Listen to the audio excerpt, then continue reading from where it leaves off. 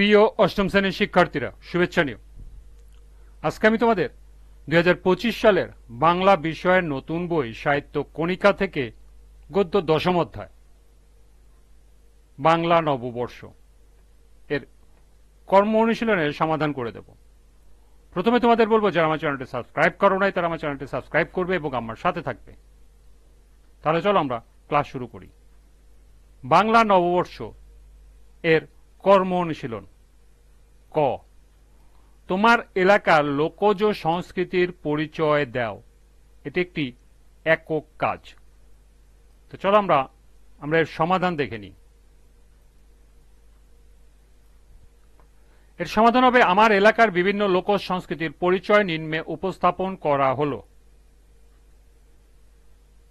ভূমিকা: বাংলাদেশের নানা প্রান্তে যে সকল লোকজ সাংস্কৃতিক অনুষ্ঠান প্রচলিত তা আমাদের সাংস্কৃতিক ঐতিহ্য ও ভিন্ন ভিন্ন সংস্কৃতির মেলবন্ধন। এইসব অনুষ্ঠানে গ্রামের মানুষের জীবনের ঐতিহ্য, জীবনযাত্রা, সংস্কৃতি, আচার আচরণ, বিশ্বাস, ধারণা ও আনন্দ উল্লাসের এক অনন্য মেলবন্ধন দেখা যায়। আমাদের গ্রামের বিভিন্ন লোকজ সাংস্কৃতিক অনুষ্ঠানের পরিচয় নিম্নে উপস্থাপন করা হলো। প্রথমে আছে মেলা। আমাদের গ্রামে প্রতি বছর বিভিন্ন ধরনের মেলা অনুষ্ঠিত হয়, যেমন গ্রাম্য মেলা, নবান্ন মেলা, পহেলা বৈশাখের মেলা, কালী পূজার মেলা ইত্যাদি। এসব মেলা সাধারণত গ্রামের মানুষদের একত্রিত হওয়ার সুযোগ সৃষ্টি করে। মেলাতে লোকজ সাংস্কৃতিক অনুষ্ঠানের পাশাপাশি স্থানীয় হস্তশিল্প প্রদর্শনী, কুটির জিনিসপত্র, বিভিন্ন খাদ্য দ্রব্যের স্টল, খেলাধুলা ও অন্যান্য বিনোদনের ব্যবস্থা থাকে। এরপর পয়লা বৈশাখ। বাংলা নববর্ষ বা পয়লা বৈশাখ আমাদের গ্রামে অন্যতম বড় সাংস্কৃতিক উৎসব। প্রতি বছর 14 এপ্রিল এই দিনটি উদযাপন করা হয়। এই দিনটিতে গ্রাম ও শহরের মানুষ একত্রিত হয়ে নানা সংস্কৃতির অনুষ্ঠানে অংশগ্রহণ করে। নানা ধরনের পোশাক, গীত, নৃত্য, নাটক, যাত্রা ও সঙ্গীত পরিবেশন করা হয়। গ্রামে বৈশাখী মেলার আয়োজনও করা হয়, যেখানে হস্তশিল্পের প্রদর্শনী, খেলাধুলা, ফুড স্টল ও মিউজিকের ব্যবস্থা থাকে। এরপর বাউল গান। আমাদের গ্রামে বাউল গান একটি গুরুত্বপূর্ণ লোকসঙ্গীত। বাউল শিল্পীরা তাদের গান ও সুরের মাধ্যমে সমাজের বিভিন্ন স্তরের মানুষের সঙ্গে সম্পর্ক স্থাপন করে। তাদের গান সাধারণত প্রেম, ভক্তি, একতা, ভালোবাসা, প্রকৃতি ও জীবনধারা নিয়ে হয়।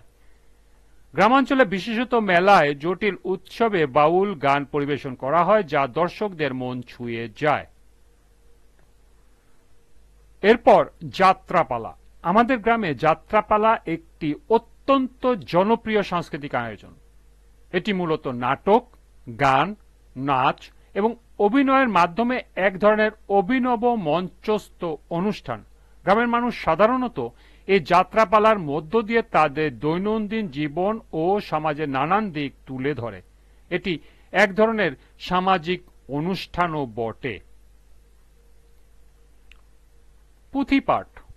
আমাদের গ্রামে পুঁথি পাঠের রেওয়াজ পুরনো সময় থেকে চলে আসছে। বিশেষত বিশেষ দিনগুলোতে পুঁথি পাঠ করা হয়। এটি একটি সাংস্কৃতিক অনুষ্ঠান যেখানে পুরনো ঐতিহ্যবাহী গল্পগাথা ও ধর্মীয় কাহিনীগুলো সুরে গাওয়া হয়। পুঁথিপাঠের মাধ্যমে গ্রামের মানুষ তাদের সংস্কৃতির সঙ্গে পরিচিত হয় এবং আনন্দ পায়। অন্যান্য উৎসব। ধর্মীয় উৎসবগুলো যেমন দুর্গাপূজা, ঈদ, কালী পূজা, জন্মাষ্টমী, শিবরাত্রি, নবমী এইসব অনুষ্ঠানে গ্রামে একটি বিশেষ সাংস্কৃতিক বৈশিষ্ট্য বহন করে। আমাদের গ্রামে ঈদ উপলক্ষে সাধারণত ছোটদের জন্য বিশেষ অনুষ্ঠান বা মেলা আয়োজন করা হয়। দুর্গাপূজা ও কালী পূজায় মন্দিরে বা বাড়িতে পুজো দেওয়া হয়, আর একে ঘিরে থাকে নাচ, গান, নাটক, নৃত্য, পূজার আচার আচরণ ও খাদ্য ভোজনের ব্যবস্থা।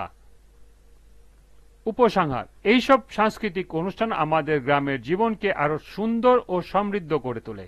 এসব অনুষ্ঠানের মাধ্যমে মানুষ একে অপরের সাথে সম্পর্ক গড়ে তোলে, সংস্কৃতির প্রতি তাদের ভালোবাসা ও শ্রদ্ধা বৃদ্ধি পায়। এগুলো আমাদের ঐতিহ্যের অংশ এবং সেগুলো ভবিষ্যতেও আরো সমৃদ্ধ হবে, এটাই আমাদের প্রত্যাশা।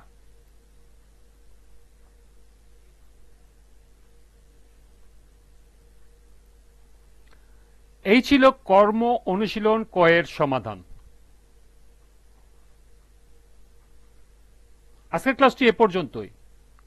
পরবর্তী ক্লাসে কর্ম অনুশীলন ক্ষয়ের সমাধান করে দেব।